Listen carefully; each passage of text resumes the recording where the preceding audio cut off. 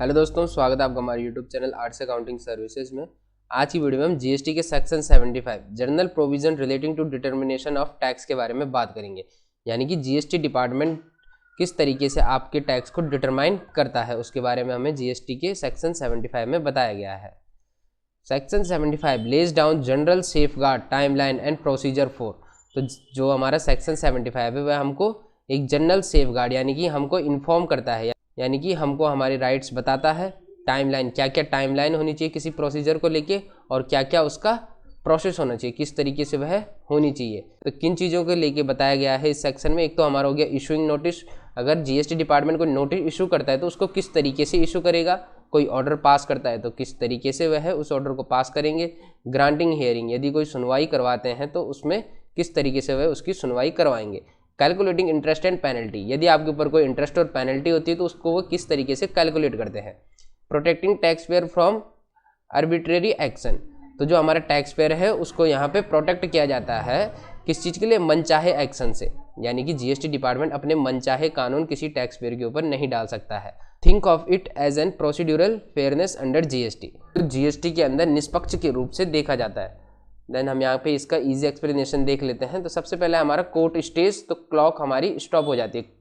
तो जैसे कि कोई आपका केस है वह कोर्ट में चला जाता है और कोर्ट में उसकी हियरिंग लगती है 6 महीने बाद। तो यानी कि जैसे कि आपकी अभी जनवरी में हियरिंग लगी है 1 जनवरी की, तो 1 जनवरी की आपकी हियरिंग काउंट होगी और जब तक आपकी नेक्स्ट हियरिंग चालू नहीं होती है तब तक आपकी क्लॉक स्टॉप रहती है। क्लॉक स्टॉप यानी कि अ कोर्ट और ट्रिब्यूनल स्टेज द नोटिस और order, then the stay period is excluded while calculating the time limit under section 73, 74 and 74A। तो मान लीजिए जो हमारा नोटिस का टाइम पीरियड है वह आता है हमारा 6 मंथ्स का, लेकिन आपकी हियरिंग 6 मंथ से आगे चली जाती है। तो उस कंडीशन में क्या होता है, कोर्ट की जो हियरिंग जहाँ पे रुक जाती है, कोर्ट की सुनवाई जहाँ पे रुक जाती है वहाँ पे आपका नोटिस का टाइम भी रोक दिया जाता है। देन इसका मीनिंग है department does not lose time because of the court delay. जो कोर्ट की तरफ से जो डिले होते हैं हियरिंग में, उस डिले को लेके डिपार्टमेंट अपने टाइम को नहीं खोता है। If fraud is not prove, यदि कोई फ्रॉड प्रूव नहीं किया जाता है। If higher authority court says fraud suspicious wilful statement is not established, यदि जो हायर अथॉरिटी है उनको यह लगता है कि कोई फ्रॉड, सस्पेंशन या फिर कोई गलत स्टेटमेंट नहीं दी गई है, तो उसके बाद क्या होता है, section 74 notice is treated as section 73 notice. जो सेक्शन 74 का नोटिस होता है वह सेक्शन 73 के नोटिस की तरह ट्रीट किया जाता है। इसके इफेक्ट देख लेते हैं हम। लोअर पेनल्टी अप्लाइज, आपके ऊपर लो पेनल्टी रेट अप्लाई होता है। Case become non fraud case, जो आपके ऊपर फ्रॉड का केस लगा होता है वह नॉन फ्रॉड केस में शिफ्ट हो जाता है। देन इसका हमारा सेकेंड पार्ट है same logic for section 74A। तो सेक्शन 74A को लेके सेम लॉजिक दिया गया है। If fraud allegation under 74A falls, यदि फ्रॉड के एलिगेशन, आरोप आपके ऊपर लगते हैं 74A के तहत, तो penalty shift to normal lower penalty under 74A। तो जो आपकी पेनल्टी होती है, जो नॉर्मल पेनल्टी होती है, वह उसका रेट कम कर दिया जाता है सेक्शन 74A के तहत। देन थर्ड हमारा time limit after appeal order. तो अपील ऑर्डर के बाद हमारी क्या टाइम लिमिट रहती है। Officer must pass a fresh order due to appellate direction, जो ऑफिसर होते हैं उनको एक फ्रेश ऑर्डर पास करना होता है आपकी अपील के बाद। देन उसके बाद क्या होता है, he must do with in 2 year from receiving that order, और जो आपकी अपील है उसका रिस्पॉन्स उनको विद इन 2 ईयर देना होता है।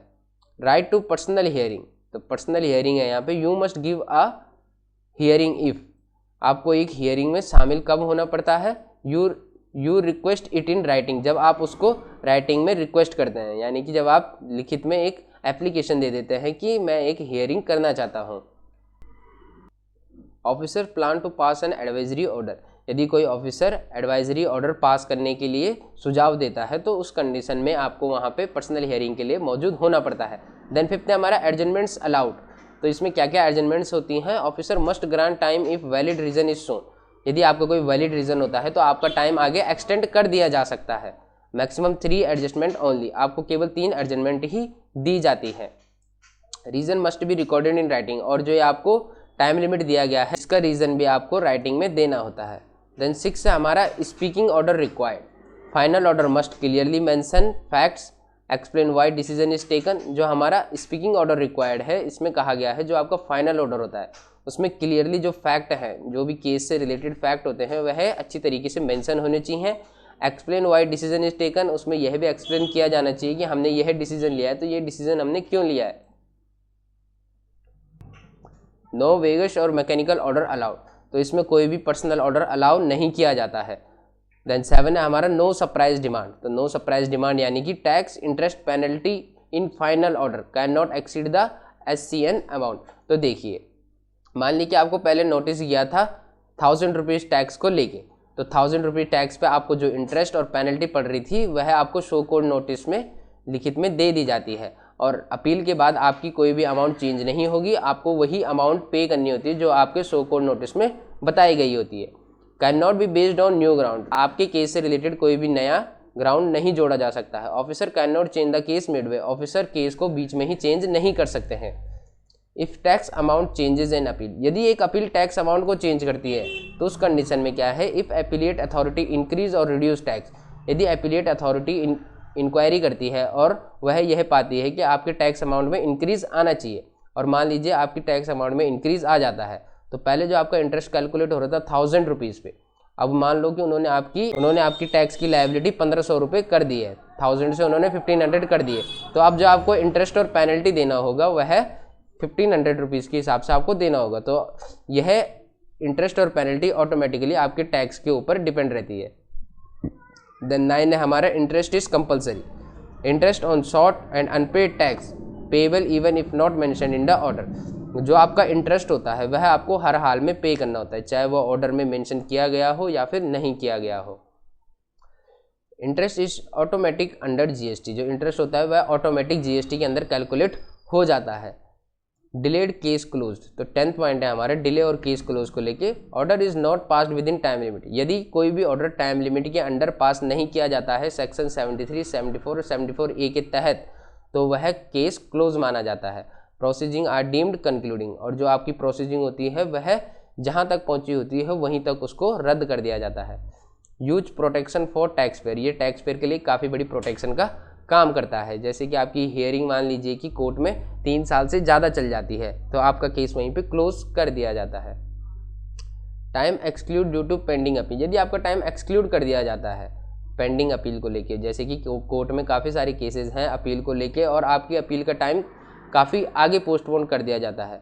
A similar issue is pending before a higher court, अगर कोई सिमिलर केस हायर कोर्ट के आगे पहले से है तो उस कंडीशन में time spend in appeal is excluded from limitation period, तो इस कंडीशन में जो कोर्ट की डिले होती है वह अपीलेट अथॉरिटी को कुछ भी इफेक्ट नहीं करती है। आपको कोर्ट में आपकी अपील कोर्ट में जाने के पूरे चांसेस रहते हैं और साथ ही आपको प्रॉपर टाइम कोर्ट के द्वारा दिया जाता है। देन 12th है हमारा self assessment tax unpaid straight recovery, यदि आप सेल्फ असेसमेंट टैक्स को पे नहीं करते हैं तो उस कंडीशन में you filed a return but did not पे अ टैक्स, मान लीजिए आपने एक रिटर्न को फाइल किया है लेकिन आपने उस रिटर्न के रिगार्डिंग अपना टैक्स पे नहीं किया है, तो उस कंडीशन में department can directly recover under section 79, तो सेक्शन 79 के तहत डिपार्टमेंट उसको ऑटोमेटिकली रिकवर कर सकती है उस टैक्स को, और इसके लिए कोई भी शो कोड नोटिस की रिक्वायरमेंट नहीं होती है। सेक्शन 73 और 74 में शो कोड नोटिस की रिक्वायरमेंट नहीं होती है यदि आप सेल्फ असेसमेंट टैक्स को पे नहीं करते हैं। इसमें क्या क्या इंक्लूड किया जाता है, tax on in GST R1 but not paid in GST R3 भी, मान लीजिए आपने अपने टैक्स को GST R1 में शो किया है लेकिन आपने 3B फाइल करने के बाद उसको पे नहीं किया है, तो उस कंडीशन में यह सेल्फ असेसमेंट टैक्स होता है और इसके लिए कोई भी शो कोड नोटिस नहीं निकाला जाता है। देन 13 है हमारा नो डबल पेनल्टी, तो डबल पेनल्टी के बारे में यहाँ पे बताया गया है, if penalty is imposed under section 73, 74 और 74A, यदि कोई भी पेनल्टी सेक्शन 73, 74 और 74A के तहत बताई जाती है, then no penalty under any other section from the same act, तो सेम एक्ट को लेके किसी भी दूसरे सेक्शन से आपके ऊपर कोई दूसरी पेनल्टी नहीं लगाई जा सकती है, एक टाइम पे आपके ऊपर केवल एक ही पेनल्टी रह सकती है। तो दोस्तों आज की वीडियो में बस इतना ही।